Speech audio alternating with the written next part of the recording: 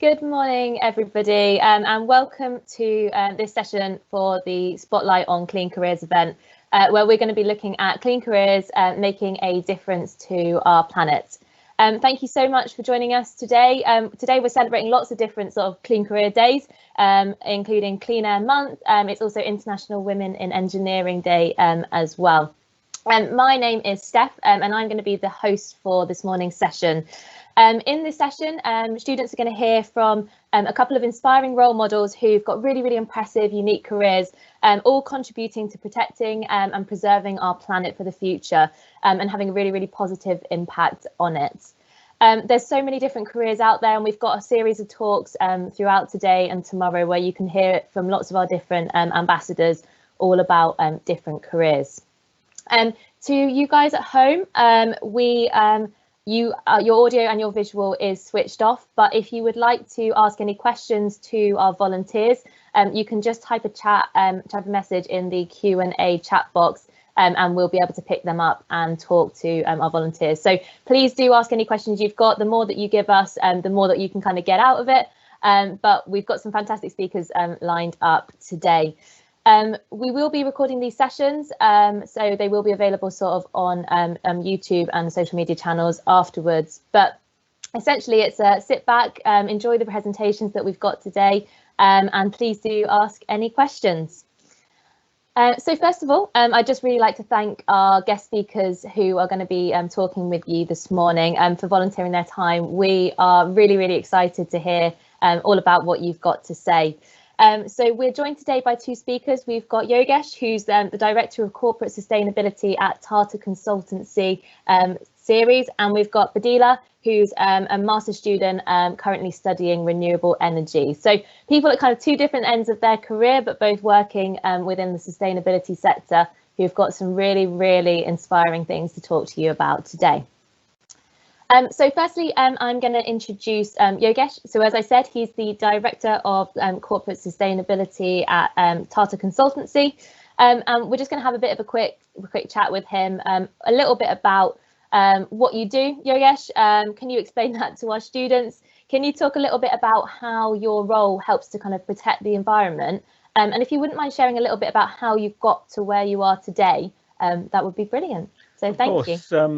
Thank you, Steph. I'm very happy to be invited to give this presentation. And hello, everyone. And just kind of very quickly, as my job title suggests, I'm the Director of Corporate Sustainability, and sustainability is defined in our company broadly around how we manage our environmental footprint as a business, as well as our social activities, as well as our governance or ethical work.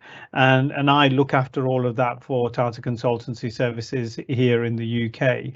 And when I say I look after it, essentially what my job is to make sure that the impact we have as a business, we're a technology business, the impact we have on the physical environment is as minimized as possible.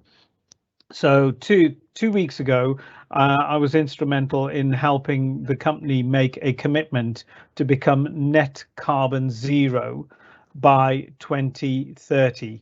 So, you know, this is a very aggressive target we have set. We're not sure exactly how we're going to get there, but we have set a target, and the journey will take us in many different ways. But in essence, what I will be doing is making sure that our company is reducing its energy use, reducing its water usage, minimizing the waste we generate, etc., in order to have a more positive impact on the environment. So that's broadly what I do. My career journey has been, I guess, a kind of crisscrossed many different industries, and I've done many different things. So I never started out with an intention to be in the world of sustainability. I did, of all things, program making. I used to make TV programs at one stage, and that was how I started off and was trained in that after I did my first degree, but then got very interested. And well, at the time I was also a bit of a rebel. Not that you'd see it now in me, but as a youngster, 16-year-old, 17-year-old, I was very much into causes around anti-nuclear causes, etc., and kind of thinking that big businesses were bad and not really wanting anything to do with them. But then I very quickly realized that actually you're better off within a big business and trying to change it rather than kind of arguing outside of it. So I have some sympathy with some of these green protests that we might see, and we will probably continue to see in the near future with COP26 on the horizon. I'm very empathetic towards the work that Greta Thunberg does, etc. And I was one of those individuals, but now I'm part of business in trying to change them.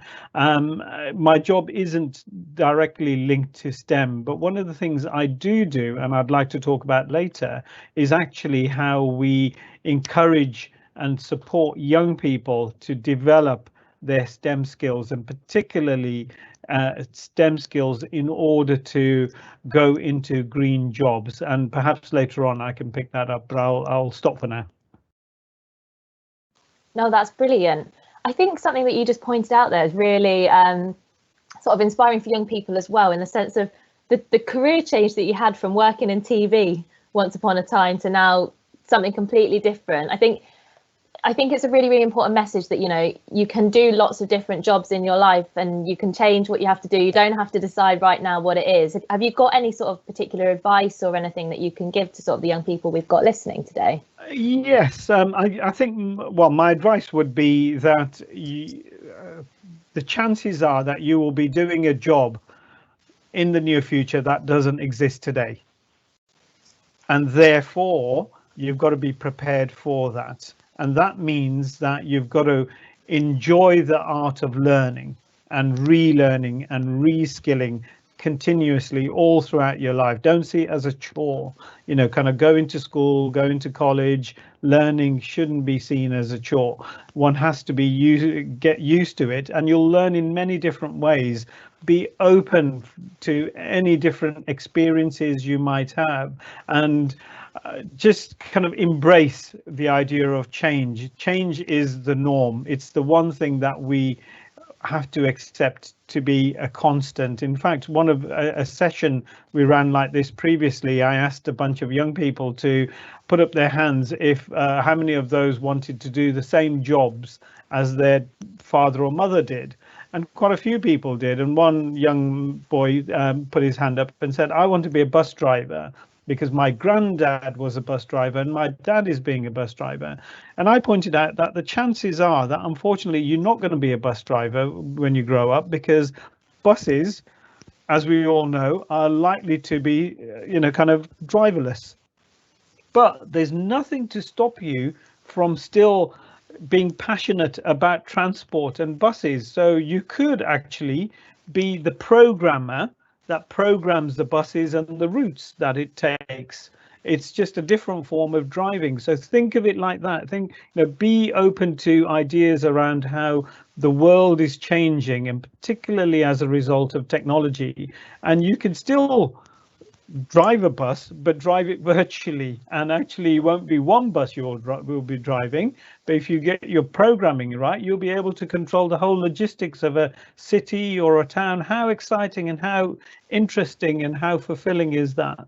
And so, I think that's a good example of how the world is changing around us and how we need to be open to doing things that we're not used to doing, and retraining, relearning, and understanding that jobs will be very different to what they are now in the not too distant future.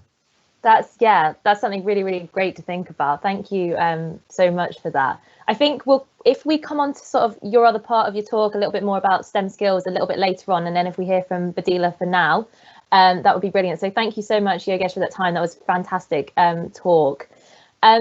So we're going to move on to Buddila now, who is going to talk a little bit about what he does. So currently studying as a student in renewable energy. If you'd like to just sort of talk to us a little bit about you know, how you got to where you are, perhaps potentially what you think your plans might be for the future, and once you finish studying as well. That'd be brilliant. Thank you. Correction on step. Actually, I have already completed my studies. Oh, sorry. Yeah, I have already graduated from Northumbria University with a master's in renewable and sustainable energy technologies. Currently, actually, I work as a research fellow for this organization called Engineering for Change, which is based in New York. I currently work on a remote basis.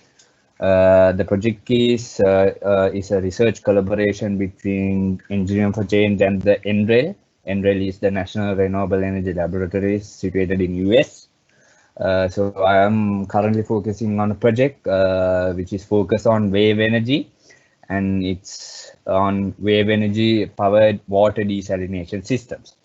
So I currently work as a full-time researcher on benchmarking different type of systems that are being manufactured by different organizations, and how we can implement them to the areas which lacks access to clean water around the globe. Like we help them to in the sectors of technical expertise if they need anything to implement their systems, and also well as the commercialization aspects as well, how we can reach the target markets where water is a major issue.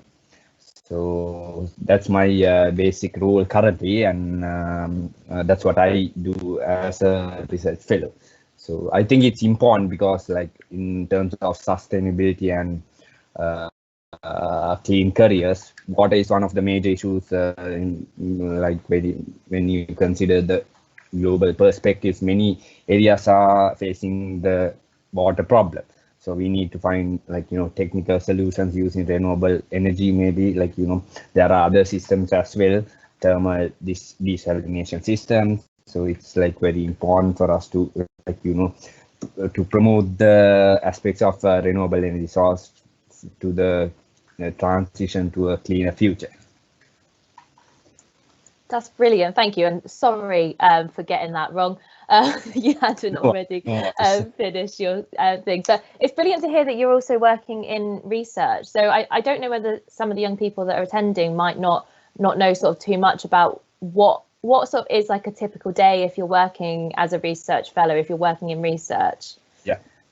So what happens is what I do is as a research fellow, what I do, as I told earlier, I have to benchmark different systems. So what I do is I study that system about their system, and then I conduct interview with them and try to identify what are the challenges they are facing in terms of the technical expertise they need, let's say for making a particular system more lightweight or the appropriate material because it's wave power, right? So we need to make sure that it doesn't corrode or anything happens because it's always around the water.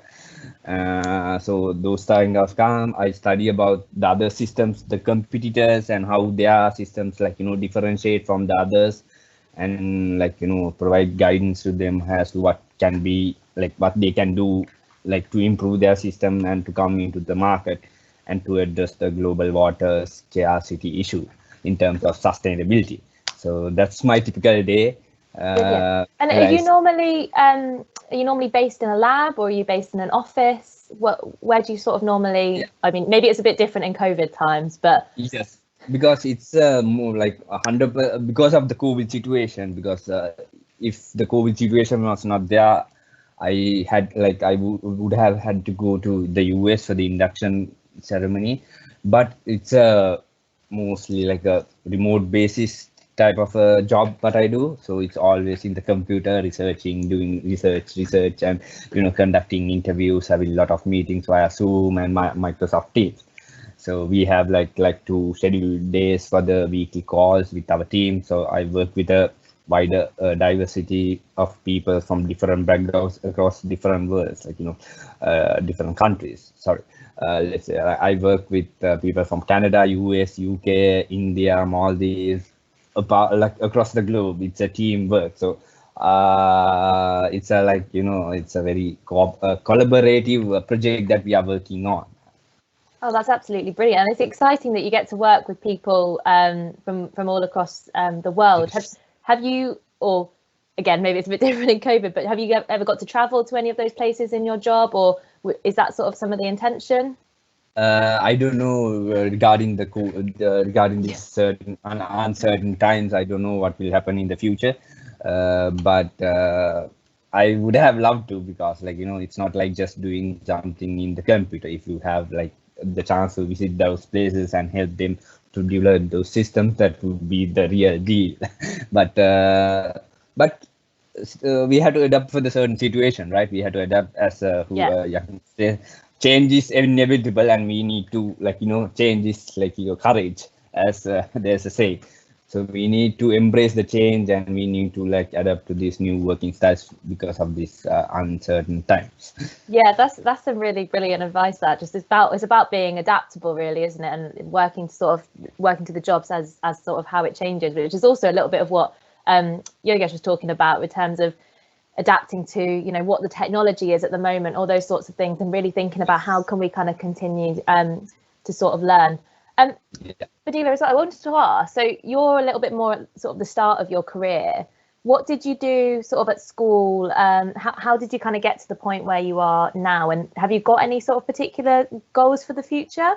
Yeah, actually, what happened is I formal education up to, so I completed my A-levels back in 2013, and then I followed the undergraduate degree in mechanical engineering. Before embarking on the degree, means like before embarking on the undergraduate degree, I also did an engineering apprenticeship to get like some hands-on practical experience for like about one and a half years, and then I completed my undergraduate degree in mechanical engineering. As a part of that, also I did a work placement for 6 months where I worked on several engineering projects. Right after graduation, I was headhunted for a leading multinational corporation, like an organization in Sri Lanka, and I worked there as well. I couldn't actually tell that I'm joining in from Sri Lanka to this session, because what happened was I graduated in March recently, so I came back to Sri Lanka after completing my studies in the UK, and currently awaiting to hear about my graduation. Like, I think the university told that it will be probably in December because of the current situation.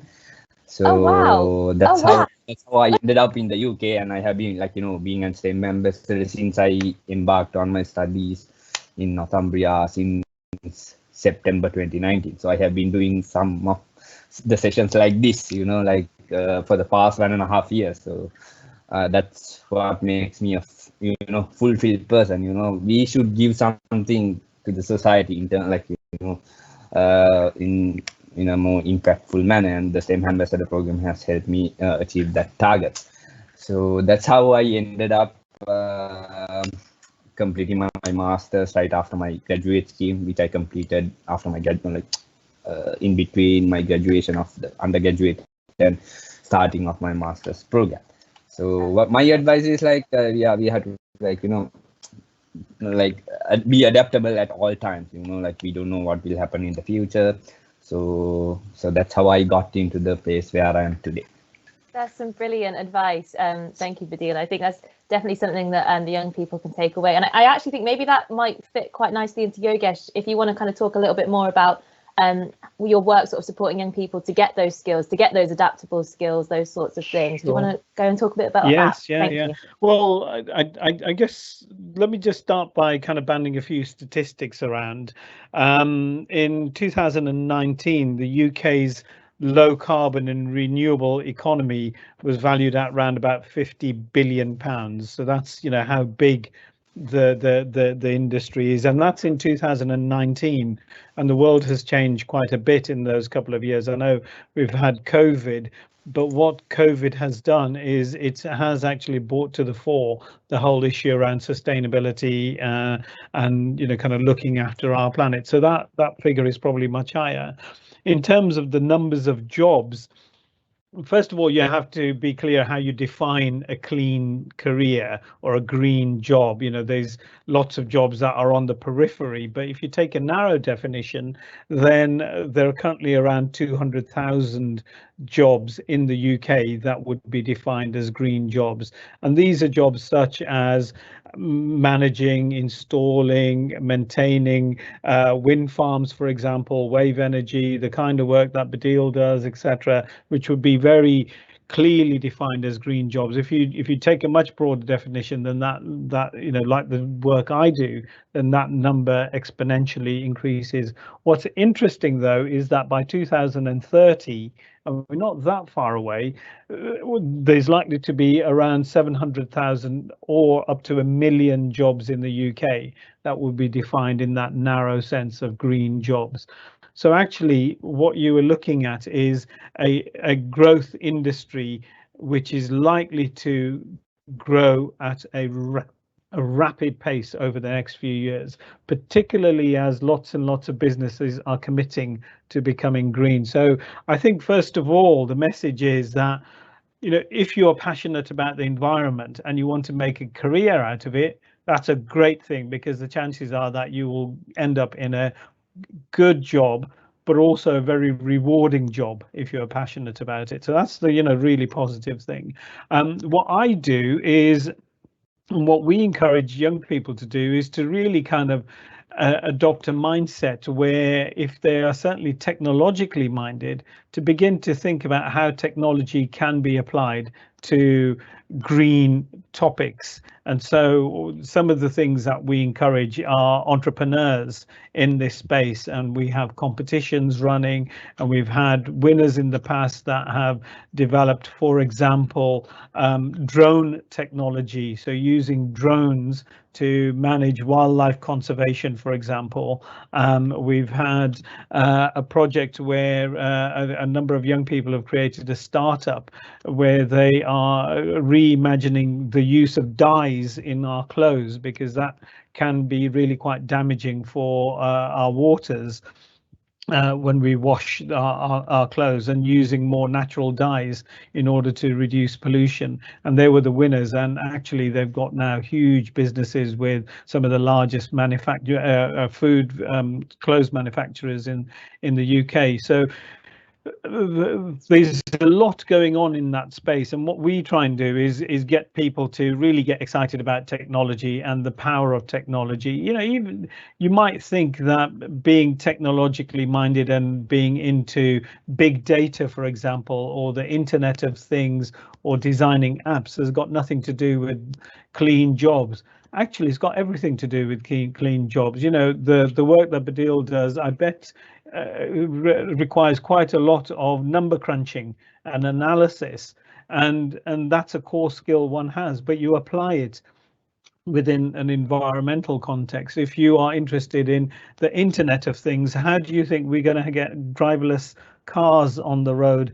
How are we going to have smart logistics where we only order the food we want, etc.? That's all going to be driven by sensor technology. Even things like food production, we produce solutions around not only smart cities but smart agriculture, where we use sensors for farming practices so that you can get the best yield for your crops, and know when to grow which crop, when to water them, what kind of fertilizers to use, all using modern technology. You have tractors now using GPS systems, so they're completely driverless tractors. Someone has to maintain them, someone has to program them. So there's huge opportunities where the interface between technology and sustainability create huge amounts of opportunities. And that's, I would encourage everyone to think long and hard about that. And if you're passionate about the environment and you like technology, then actually you're in a fantastic place, and carry on learning, I would say. That's brilliant. Thank you, Yogesh. So we've only got sort of about a minute left of today's session, but I think that we've sort of finished there with a couple of really good things to think about.